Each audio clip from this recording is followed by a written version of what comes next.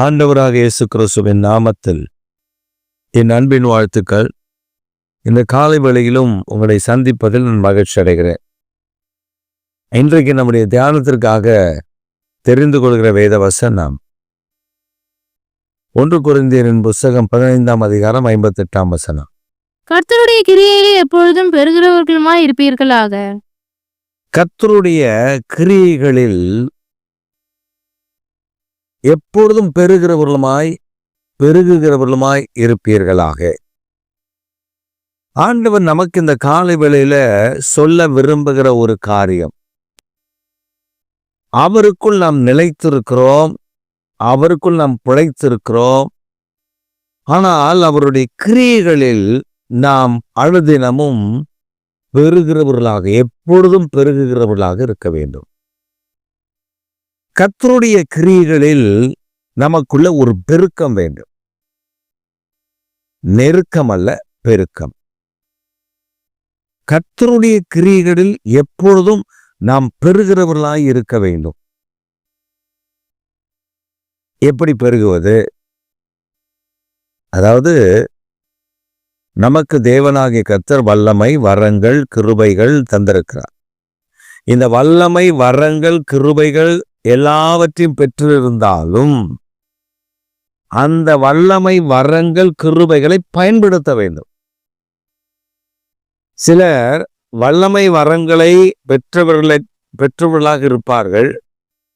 நல்ல சபையில போய் நல்ல ஆராதித்து அபிஷேகத்தில் நிரம்பி இருப்பார்கள். ஆனா வீட்டுக்கு வந்து அது அப்படியே தூங்கும், ஒரு மூலையா தூங்கும், ஒருத்தருக்கும் பயன்படாது. நான் அப்படி யாருக்கும் ஜோம் பண்ண மாட்டேன், நான் அப்படி எதுவும் பண்ண மாட்டேன், நான் இப்படி எதுவும் பண்ண மாட்டேன், நான் இந்த ஊழியம் செய்ய மாட்டேன், நான் அந்த ஊழியம் செய்ய மாட்டேன். எனக்கு ஆண்டவர் தந்திருக்கிற தாளந்து என் குடும்பத்துக்கு எனக்கு தான். என்னைக்கு நாம என் குடும்பத்துக்கு எனக்கு தான் இந்த தாளந்து திறமைகளை தந்திருக்கிறான்னு சொல்றோமோ அன்னைக்கே நெருக்கத்திற்குள் வந்து விடுவோம், பெருக்கத்துக்குள் வர முடியாது. கர்த்தர் எனக்கு தந்திருக்கிற கிருபையை நான் எப்பொழுதும் அதை பெருக பண்ணுகிறவர்களாக இருக்கும் பொழுதுதான் பெருக்க எனக்குள்ள வரும். எப்படி பெருக பண்ணுவது?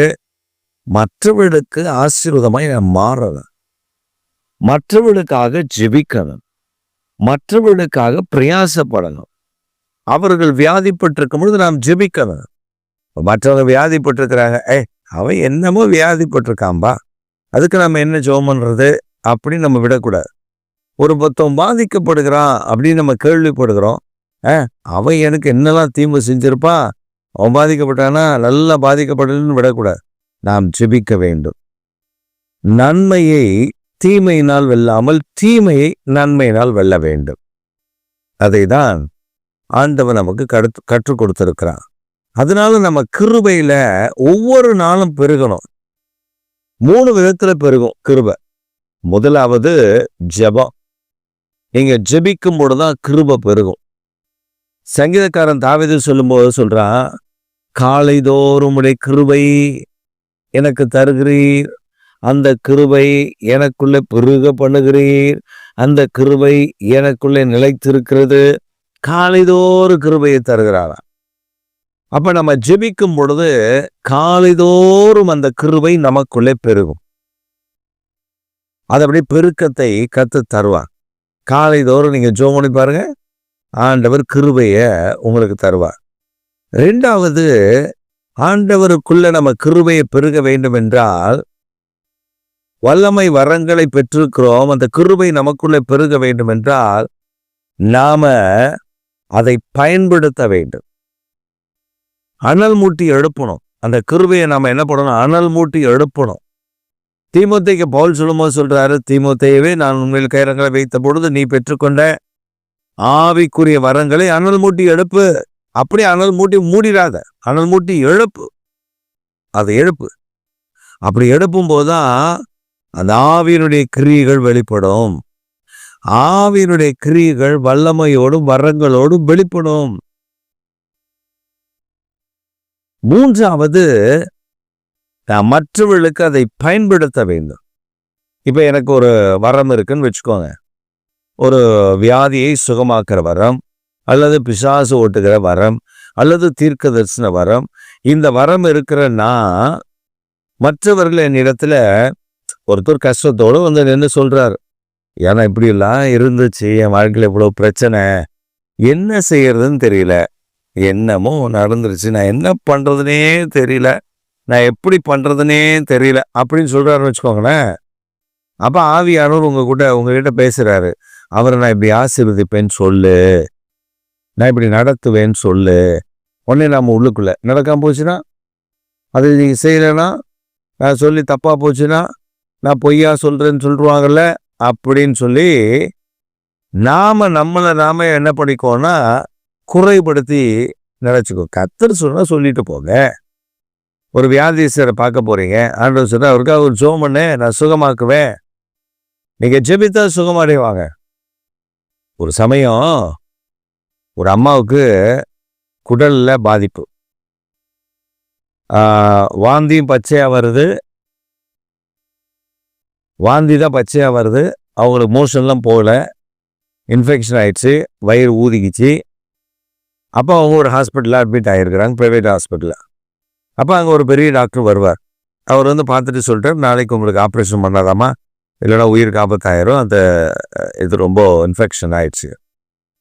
அப்போ அடுத்த நாள் ஆப்ரேஷனுக்கு அந்த ப்ரைவேட் ஹாஸ்பிட்டல்லேருந்து கவர்மெண்ட் ஹாஸ்பிட்டலுக்கு அவருடைய யூனிட்டுக்கு மாற்றி அதை ஆப்ரேஷன் பண்ணுறாரு. காலையில் 8 மணிக்கெலாம் அவங்க ஆப்ரேஷன் சொல்லிட்டாங்க. அதனால் நைட்டே இந்த ப்ரைவேட் ஹாஸ்பிட்டல் மாற்றுறாங்க, ஒரு 8 மணிக்கு மாற்றுறாங்க. அப்போ அவங்க எனக்கு ஃபோன் பண்ணி, பாஸ்டர் இப்படி இருக்குது, கொஞ்சம் ஜெபம் பண்ணுங்க. சரி நான் வரேன் சிஸ்டர், நான் போகிற சர்ச்சுக்கு போகிற வழி தான், போகும்போது வந்து உங்களை பார்த்து ஒரு ஜெபம் பண்ணிட்டு போகிறேன்ட்டு ஒரு 5 மணி இருக்கும். நான் போய் அவர்களை பார்த்து, அப்போ நிறைய அவங்க ஃப்ரெண்ட்ஸ் அண்ட் ரிலேட்டிவ்ஸ்லாம் இருந்தாங்க. நான் வந்தோடனே கொஞ்சம் அவங்க வழி விட்டாங்க. நான் போய் அவங்களுக்காக பார்த்து, என்ன சிஸ்டர் ஆச்சுன்னா அவங்க சொன்னாங்க, வழி பாஸ்டர், அவர் டாக்டர் காலையில் 8 மணிக்கு ஆப்ரேஷன் சொல்லிட்டாரு, அதனால் நைட்டு நான் கவர்மெண்ட் ஹாஸ்பிட்டலுக்கு நான் ஷிஃப்ட் ஆகிறேன். ஓகே சிஸ்டர், ஒன்றும் பிரச்சனை இல்லை, நம்ம ஜெபம் பண்ணுவோன்ட்டு ஜெபித்த பொழுது ஆண்டவர் சொன்னார், மறுபடியும் ஒரு ஸ்கேன் பண்ணிவிட்டு ஆப்ரேஷன் பண்ண சொல்லு அப்படின்னு சொல்லிட்டார். நானும் சொல்லிட்டேன், மறுபடியும் திரும்பவும் ஸ்கேன் பண்ணுங்க, ஸ்கேன் பண்ணி ஆப்ரேஷன் பண்ணுங்க அப்படின்னு சொல்லிட்டு நான் வந்துட்டேன். அவ்வளோதான். ஆண்டவர் சுகமாகிட்டான்னு தெரியுது, மறுபடியும் ரீசெக் ஒன் பண்ணிக்கோங்க, ஏன்னா இங்கே எடுத்து இங்கே ஸ்கேன்லாம், அங்கே ஒரு ஸ்கேன் எடுத்துக்கோங்க அப்படின்னு சொல்லிட்டு வந்துட்டேன். காலையில் அவங்களுக்கு வந்து ஒரு 6 மணி இருக்கும். காலையில் 6 மணிக்கு டாக்டர் ரவுண்ட்ஸ் வந்திருக்காரு. அப்போ இவங்களை பார்த்துருக்காரு. 8 மணிக்கு ஆப்ரேஷன் பண்ணிடலாம், இப்போ எப்படி இருக்குன்றிருக்காரு. வலி இல்லை டாக்டர், எனக்கு வலி இல்லை, நான் நல்லா ஃபீல் பண்ணுறேன் அப்படின்னோடனே, அப்போ உடனே டாக்டர் என்ன சொல்லியிருக்காரு, நர்ஸ் கூப்பிட்டு ஒரு கிளாஸ் தண்ணி கொடுங்க அவங்களுக்கு அப்படின்ட்டுருக்காரு. அவங்க தண்ணி குடித்தாங்க. தண்ணி குடிச்சிட்டு வாந்தி வருதான்னு பாருங்கள் அப்படின்னா வாந்தி வரல. அப்புறம் அவர் சொன்னார், ஒரு ஜூஸ் குடிச்சு பாருங்க அப்படின்ட்டு உடனே ஜூஸ் வாங்கிட்டு வர சொல்லிட்டாங்க. ஜூஸ் வாங்கிட்டு வந்து கொடுத்தாங்க. ஒரு டம்ளர் ஜூஸ் குடித்தாங்க. ஒரு 3-4 நாளாக சாப்பிடலை. அப்புறம் ஜூஸ் குடித்தாங்க. ஜூஸ் குடித்தோடனே அதுவும் வெளியே வரல, நல்லா வயிற்றுலே இருந்துச்சு, வாந்தியில் வரல. அப்புறம் அவர் ஒரு 7 மணி இருக்கும், ஒரு 7 மணி போல் வந்து மறுபடியும் செக் பண்ணி பார்த்துட்டு, சரி நீங்கள் இட்லி சாப்பிட்டு பாருங்களேன், நமக்கு அது வரலைன்னா பிரச்சனை இல்லை, வாமிட்டிங் வந்துச்சுன்னா பார்த்துக்கலாம், வாமிட்டிங் வந்துச்சுன்னா கொஞ்சம் ஈவினிங் கூட நான் ஆப்ரேஷன் பண்ணிக்கலாம், ஒன்றும் பிரச்சனை இல்லை அப்படின்னு சொல்லிட்டு இட்லி சாப்பிட கொடுத்துருக்காரு. இட்லி சாப்பிட்ருக்காங்க. அதுவும் ஒன்றும் வெளில வரல, வாமிட்டிங்லாம் வெளில வரல. அதுக்கப்புறம் அவங்களுக்கு நார்மலாக பாடி ஃபங்க்ஷன் ஆக ஆரம்பிச்சிச்சு. அப்புறம் அவங்களே அங்கே செக் பண்ணி பார்த்தாங்க, நார்மல் ஆயிடுச்சு, பாடி நார்மலாக இருக்குது.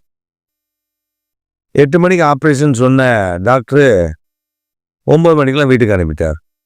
வீட்டுக்கு வந்துட்டாங்க. எனக்கு ஃபோன் பண்ணி நான் சொன்னேன், அப்போ சிஸ்டர் அவ்வளோ சீக்கிரம் ஆப்ரேஷன் முடிஞ்சிச்சா அப்படின்னு நான் கேட்டேன். அப்போ அவங்க சொன்னாங்க, பாஸ்டர் நீங்கள் வேறு, நான் வீட்டில் இருக்கேன், நான் இட்லி சாப்பிட்டு அங்கேயே இட்லி சாப்பிட்டு வந்துட்டேன், நான் வீட்டில் இருக்கேன், என் ஆண்டவர் நைட்டே சுகமாக்கிட்டார், இதுதான் கர்த்தர். நம்ம போய் ஜெபம் பண்ணுன்னா ஜெபம் பண்ணணும், எனக்கெல்லாம் அந்த பவர் இல்லை, யார் நமக்கு தெரியுமா? நமக்கு கை வச்சா சுகமாகும்னு தெரியாது. ஆண்டவர் போறோம், ஜெபிக்கிறோம். அது ஜெபம் பண்றதுல என்ன இருக்கு? ஜெபம் பண்ணிட்டு கர்த்தர் சுகமாக்கிட்டார், அவ்வளவுதான். இந்த மாதிரி தேவன் தருகிற தாளந்த பயன்படுத்தும் போதுதான் பெருகும். அந்த கிருபை அப்படியே பெருகும். அந்த பெருக்கத்தை தான் கர்த்தர் நம்ம இடத்துல எதிர்பார்க்கிறார். அந்த பெருக்கம் இன்றைக்கு உங்களுக்கு வேணும். அதனால கர்த்தர் அவருடைய கிருபையை எல்லா சூழ்நிலையும் பெருக பண்ணுகிற ஆண்டவர் உங்களுக்குள் இருக்கிறார். அவரை பிடித்து கொண்டு நீங்கள் முன்னேறும் போது நீங்கள் ஜெபித்தா கிருபை பெருகும். நீங்க அனல் மூட்டி எடுப்பினா கிருபை பெருகும். மற்றவர்களுக்கு அதை பயன்படுத்தினா கிருபை பெருகும். உங்களை கொண்டு பலத்த கிரிகளை செய்ய அவர் ஆயத்தம் உள்ளவராய் இருக்கிறார். ஆமென்.